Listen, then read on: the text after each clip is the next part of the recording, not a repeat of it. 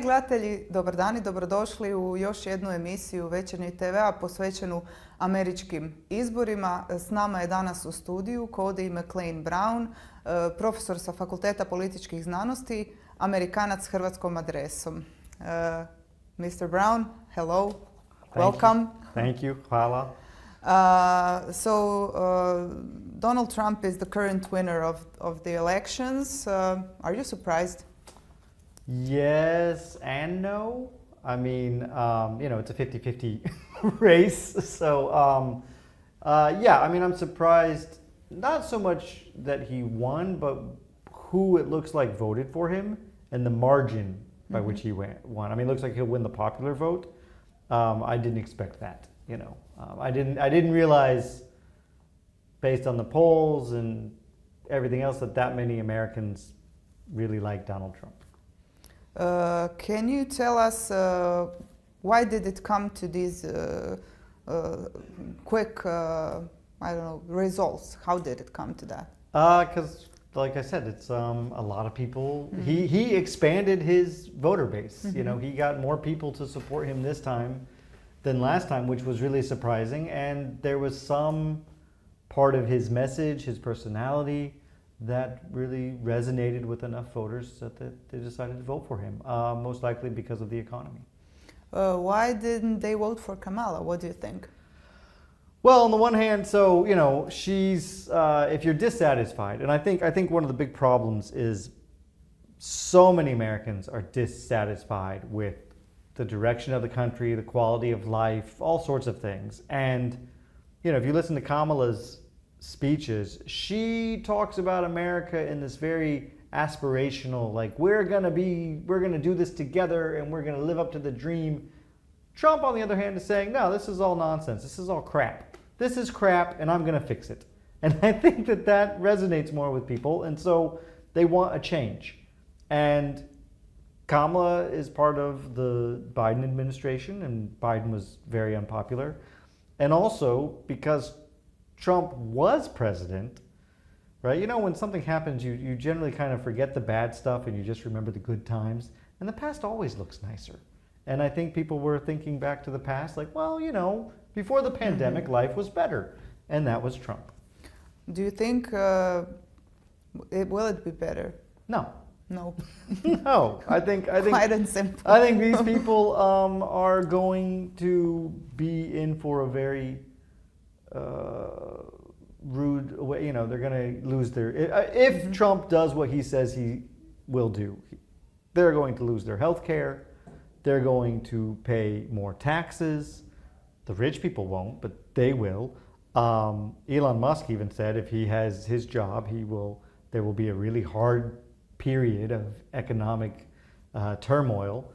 RFK Jr., if he's put in charge of Health and Human Services, he wants to get rid of vaccines, so it's going to make people sicker.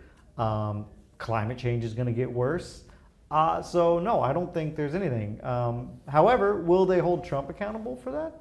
I don't know, because in the past, whenever Trump should have been held accountable, he got away with it. And then they came up with conspiracy theories to explain why Trump wasn't able to do what he was able to do. How do you think Trump administration would differ from his first term? I think he will be less constrained. In the first term, he didn't really know what he was doing. And so he had to surround himself with people. And most of these people, including his former vice president, all said he should not be reelected. He is not a good leader. Some of them even said he was a fascist. And the Republicans that support Trump, his kind of core group, they know that the bureaucracy is what got in his way. And so they have a plan to remove the expert bureaucrats and put in people who are only in that position because they are loyal to Donald Trump, which means he will have a much freer hand to do what he wants.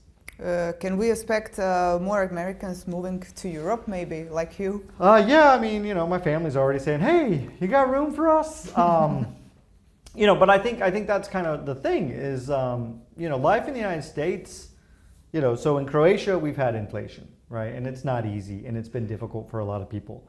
But, you still have health care, you still get free college. You still get, not everybody, but most people get 4 weeks of vacation on the seaside. You know, Americans get none of that. And yet they work harder, things are more expensive. And so that's where I think a lot of the dissatisfaction comes from, is that our quality of life is just not living up to the dream. Are there specific issues or specific themes that particularly interest Americans outside the US? You mean in terms of foreign policy? Yes. Sure. The situation in Gaza, that really, I think, hurt Kamala, which, again, these people are going to be in for a very rude awakening, because Trump is not going to be tougher on Israel than Biden was. There's no chance of that. So, you know, but that was a big factor. You know, a lot of people were dissatisfied with how Biden has handled that situation. They blame Kamala for it as well, because she's part of the administration. Also, you know, the war in Ukraine, you know, the way Trump talks about it, he's always said this, actually. I just looked it up this morning.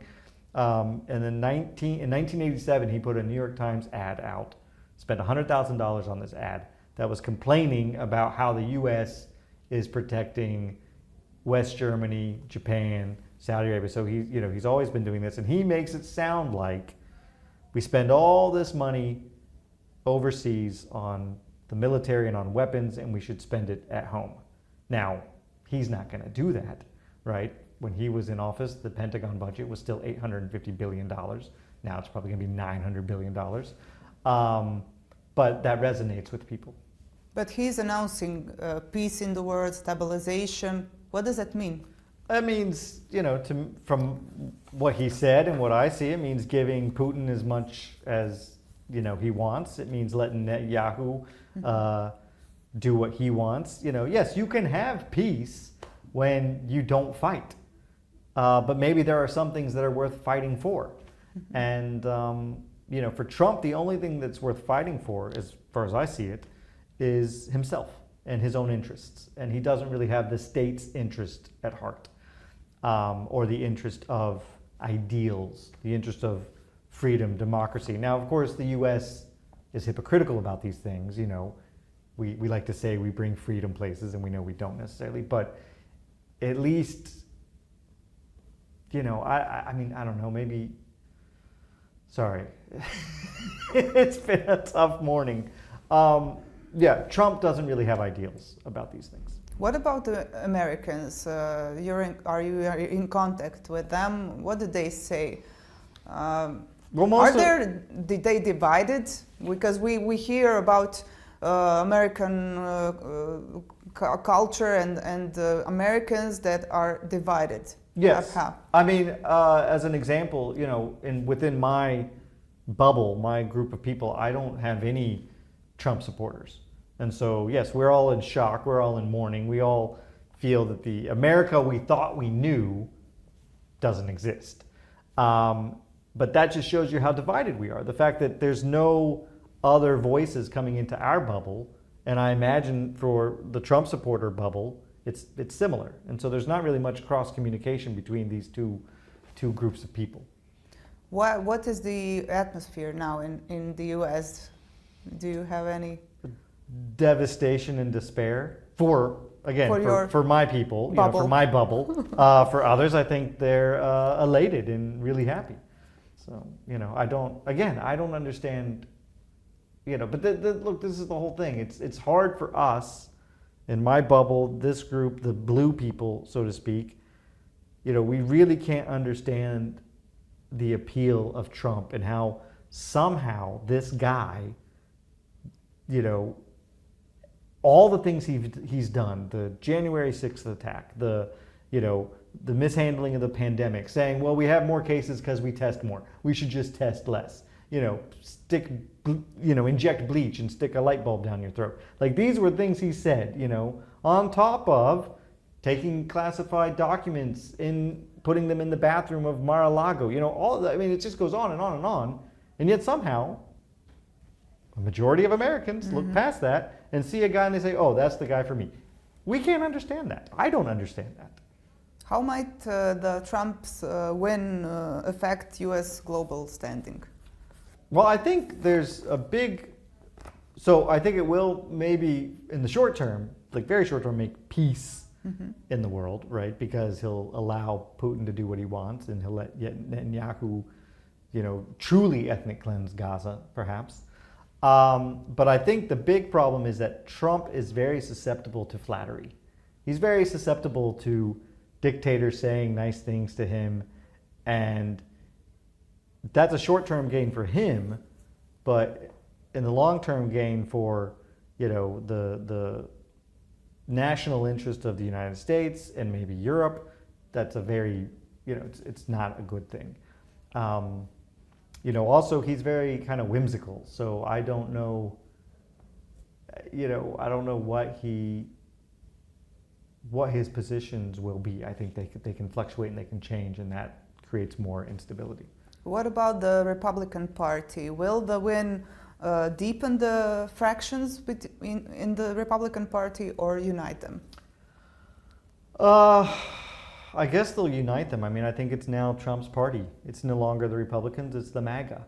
And, there's going to be, as far as I understand it, some conflict. If Trump really wants to implement the agenda that he has said he does, meaning he wants to put high tariffs on imports, he wants to deport between 13 million and 21 million undocumented people, that will conflict with the economic interests of many in the United States, because undocumented workers are the ones who do the jobs that most people don't want.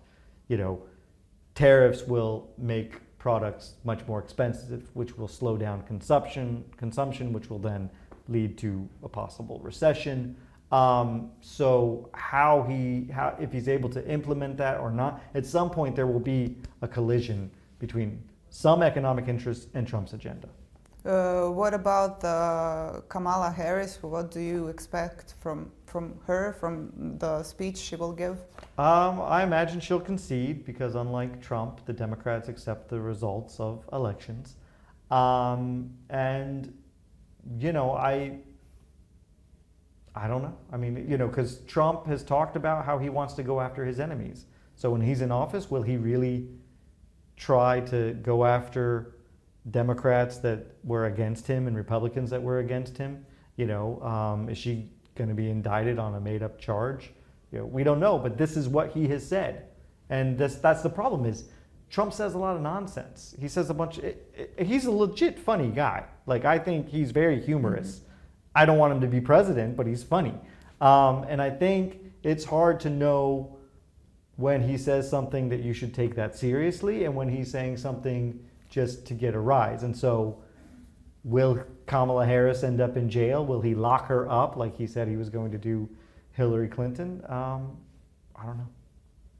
You cannot expect anything, or? Yeah, I mean, at this point, we're so beyond the ability to predict things. If you had told me that, Trump would get more African American votes, more Latino votes this time than he did last time, and that, fewer African Americans would vote for Kamala Harris than would for Joe Biden, I mean, it's hard to understand why that is. Yeah. So then again, I'm not black, so, I shouldn't really speak for them. But it's very difficult to understand where we are and what's going on. Can we then predict Trump's first moves? According to him, the first thing he's going to do is start the largest deportation of undocumented people ever. And this is not like the people who come through Croatia on their way to Germany or something. A lot of these are people who have lived in the United States for decades. They are married to Americans. They are the parents of Americans. And so if this happens, it will greatly disrupt American society as well as the American economy. And there's a big fear, I think, that if Trump tries to implement his radical agenda, there will be pushback from bluer states, from other parts of the country, and that could lead to a constitutional crisis. Now, maybe not. Maybe because he got the popular vote and he won by a heavy margin. People say, okay, this is the reality we live in now. You know, we're not going to resist, but I don't know. What about the Americans' politics towards Croatia and this region of ours? Do you think it will change? You know, no. I mean, I don't think it'll change too much. You know, I kind of, you would think if Trump and Melania had like a, you know, a good relationship, that maybe there'd be like a pro-Slovene, you know, sort of move. But no, I mean, it depends on how he handles Russia, what Russia does via Serbia and Montenegro, and maybe Bosnia-Herzegovina. You know, if they're trying to, you know, if Vučić gets support from Russia and then that emboldens these elements there, then yeah, then we could see some type of conflict, which then again depends on the strength of NATO. So I would tell Croatia, you can't necessarily count on the United States in the future at this point. Because Vučić and Orban, the Hungarian prime minister, were one of the first that congratulate Trump. Yeah. What does that say? It says this is the company that he keeps, right? These are the people that are happy he's elected, you know. And whether or not he will reward them, whether or not he will be on their side, again, it's hard to tell. But yeah, I think Croatia and Europe need to rely more on each other now and start making plans for a defense and national security situation that does not involve the U.S. military. And for the end, last question, do you think for you as an American abroad or for Americans abroad that things will change? I mean, I would like to get Croatian citizenship as fast as possible. It's not really easy because it's a bureaucratic process. I have to give them all the documents that I already gave them. You live here for 10 years, right? Yeah, I mean, we could talk on Croatian, but... Možemo. Ja imam stalni boravak, ali za državljanstvo moram dati opet sve da sam dao. I taj dokumente trebam iz Amerike ili nešto onda malo teško i to je to zbog toga. Ali ja mislim da imam pravo za državljanstvo. Ja mislim da jer mogu reći državljanstvo, da onda to je dosta, ali dobro. Onda ćete biti Amerikanac i Hrvat. I onda možda samo Hrvat. I ta opcija dolazi u obzir. Ali mogu reći da ja sam baš tako sretan da živim u Hrvatskoj i da moj kćer živi u Hrvatskoj sada. I meni život ovdje je baš vrlo, vrlo ljepše nego u Americi. I osjećam se da ljudi su bolje ovdje. I sada ne znam... Zašto? Vi briga o vama, o zajednice i što mogu reći, da ja znam moji susjedi i kažem Bog i u Americi ne kažemo to i da ljudi ovdje misli da besplatno fakultet je dobro i da zdravstvo je nešto da je ljudi trebaju. I u Americi mi mrzimo siromašni ljudi. I svi misli da oni će biti kao Trump u neki način, ne znam kako, ali ovdje ljudi su malo realno i ja ne znam tko je napravio neki taj anketa da kaže da Harris bi pobjedio ako Hrvati glasa. I eto ga, onda ovdje je bolje za mene.